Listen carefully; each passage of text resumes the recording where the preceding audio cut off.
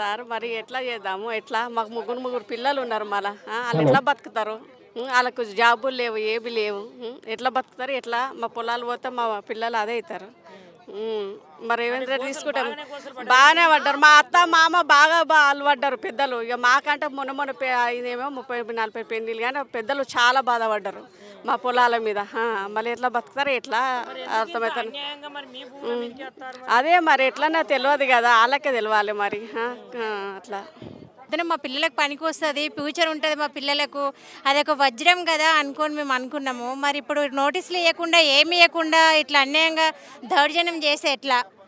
మాకు ఎక్కడైనా పొలం కావాలి, మాకు ఎక్కడైనా పొలం చూపిస్తాడా? మాకైతే పైసలు వద్దు, పొలం కావాలి. ఎక్కడ చూసి మేము అనుకునే దానిలో పొలం చూపెట్టాలి అట్లా. పైసలు వద్దు, పైసలు ఖర్చు అయిపోతాయి. పైసలు వద్దు, మాకు పొలానికి పొలమే కావాలి. మా అత్తమ్మ ఎంత కష్టపడ్డారు, వాళ్ళు ఎన్నో ఆశలు పెట్టుకురు ఈ పొలం మీద, చాలా ఆశలు పెట్టుకురు. తింటాం కదా మేము 10 రూపాయలని, అందరు పోయిరు, ఒక్కొక్కరు అందరు పోయిరు. మేము ఎందుకు ఉంచుకున్నాం? మా పిల్లల గురించి ఉంచుకున్నాం. రేపు పొద్దున మా పిల్లలకు పని చేసేదని ఉంచుకున్నాము. మాకు పైసలు అనేది వద్దు సార్, మాకు ఏడైతే పొలం చూపిస్తాడో మాకు అవైలబుల్ ఉన్నట్లు ఉండాలి పొలము. ఎన్నో గుట్టలలో పోయి ఇస్తామని మేమైతే ఒప్పుకోము. నోటీస్ లేదు, ఏం లేదు. ఇంత దౌర్జన్యంగా మొన్న వచ్చి సర్వే చేసుకుపోయారు, మళ్ళీ ఇప్పుడు వచ్చి ఇట్లా చేస్తే మేము ఎట్లా? ఏం కావాలా మేము? మాకు ఇద్దప్ప ఇంకెక్కడ ఏం లేదు. ఇక అరే పొద్దున పని చేస్తే కదా మంచి బిట్టు కదా అని అనుకున్నాం మేము. అదే సార్, రేవంత్ రెడ్డి లేడు, మేము ఇయ్యం కూడా ఇయ్యం. ఇదంతా బస్ అంతా ఇల్లంతా మేమే, ఇదంతా మేమే అంతా. నా మనసు ఎంత కలకల అనిపిస్తుంది చెప్పు. ఏట్లా గూడేసి ఒక్కొక్క మడి వారబెట్టుకున్న పిల్లలు నడుపుకున్నాం మేము. మరి ఇప్పుడు నువ్వు వచ్చి ఇట్లా గత కొడుపులో కొట్టుకపోతే మరి మేము ఎట్లా బతకాలి? మా అత్త మామ పిడీలు 4 పిడీలు గడిచిపోయినాయి, 4 పిడీలు గడిచిపోయినాయి. ఇక మేము కూడా దగ్గర అయినాం. మాకొద్దు,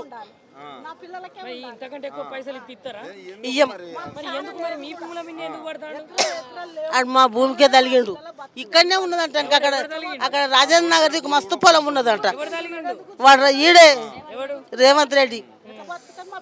మా మనసు మస్తు బాధ పెడుతుండే బిడ్డ. మేము ఎట్లా సరే మేము ఇప్పుడు చేసి మాకు చేత కాకుండా అయింది ఒక మాట.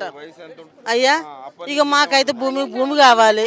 ఇప్పుడు మా పిల్లలు భూమి తవ్వుకొని బతుకుతున్నారు. కొలువు లేవని కొలువు లేవు, నిరువు లేవు. ఇప్పుడు అమ్ముకొని 4 పైసలు తీసుకుందామంటే ఇట్లా తలిగిండే బిడ్డ. మాకు మనసు ఎంత బాధ అనిపిస్తుంది మాకు, చెప్పు నువ్వే.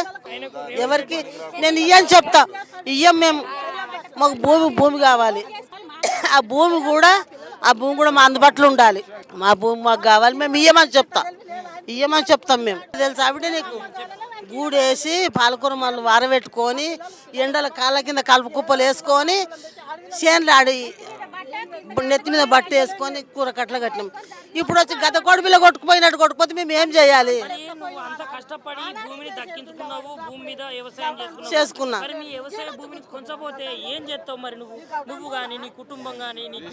నా పిల్లలు చేసుకుంటారు. మాకైతే చేత కాదు బిడ్డ. ఎట్లా తీసుకుపోతాడు? ఏం చేస్తాడు? తీసుకుపోయి వాడే ఇగో ఇండ్లు గూల కొడుతున్నాడు.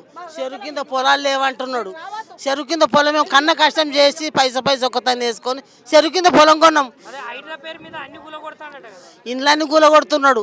అది ఎంత కలకల అంటారు? అలా అసలు ముట్టదా?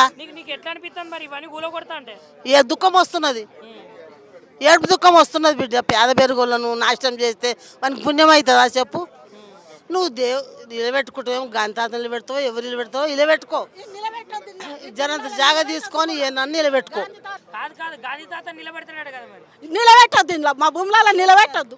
గౌటాన్ భూములలో నిలబెట్టుకొని ఎవడాను మా గౌటాన్ మా సొంత భూములలో నిలబెట్టద్దు. ఈ రేవంత్ రెడ్డి చేసిండు, బువ్వ పెట్టాడు. ఆడ అన్న రేటుకి అయిన ఉంటే ఆయన మేమే తప్పినుంటే ఊకుంటుండేనా రేవంత్ రెడ్డి? ఎన్నేళ్ళు అవుతుంది భూమి కొనుక్కొని, ఊకుంటుండేనా? మమ్మల్ని మోసం చేసిండు. కాదమ్మా, మరి ఇప్పుడు వెనకటి నుంచి ఇప్పుడు 2వ తరం 3వ తరం మీరు మీ తాతల ముత్తాతల నుంచి భూమి ఉన్నది కదా? ఉన్నది. మరి ఇప్పుడు ఎందుకు తీసుకుపోతాండి అసలు? మరి ఎందుకు తీసుకుపోవాల్సిన అవసరం ఏమున్నది? తీసుకుపోవద్దు, మేము ఇయ్యం కూడా. మా పిల్లలు ఎట్లా బతకాలి? మా పిల్లల కొలువులు ఉన్నాయా? అంటారు కానీ వాళ్ళు వచ్చి సర్వే చేసుకోపోతారు కదా. చేసుకోవద్దు. నేను అగో గోడలు కొడుతున్నారు, కరెంట్ పని చేస్తున్నారు, మా పిల్లలు చదువుకోలేరు. మరి ఇప్పుడు ఈ భూమి తీసుకపోతే నీకు ఆధారం ఏంటిది? అదే మరి ఇయ్యమే మనకి ఇయ్యమంటున్నా నేను. మరి ఎందుకు ఇట్లా ఈ తెలంగాణ రాష్ట్రంలో ఎందుకు ఇంత రాక్షస పరిపాలన చేస్తున్నాడు అసలు?